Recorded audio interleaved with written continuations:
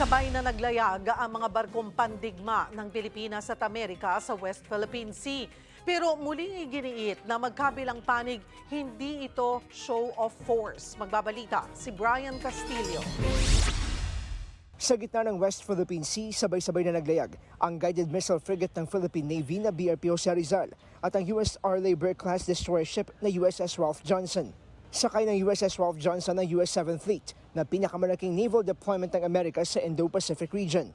Habang nasa karagatan, sumabak sila sa Division Tactics Training kung saan sinubok ang kakayahang imaniobra ang galaw ng mga Navy vessel kahit pa may kadikit o nagsasalo ditong barko. We will be able to perform these operations, these missions in synchrony. At the same time, we perform these missions not just successfully but also safely. Bahagi raw ito ng pagsasanay para sa pinaplansyang Joint Maritime Patrol sa West Philippine Sea. Sabi ng AFP Western Command, mahalagang patuloy silang makapagsanay kasama ang Amerika at iba pang mga kaalyadong bansa. Ito ay upang mapalakas pa ang kakayahan ng ating militar na maipagtanggol ang ating soberanya at teritoryo. Ayon kay Security Studies expert Romel Banlawi, game changer ang sinagawang bilateral sale. Yun nga lang, baka raw masamain ito ng China.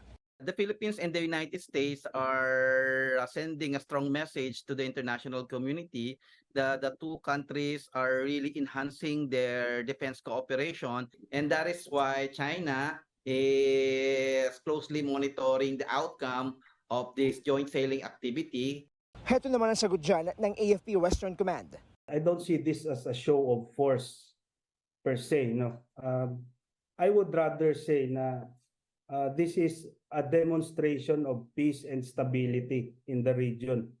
This is actually a show of commitment to a peaceful and secure region. Para sa 1PH, Brian Castillo, News 5.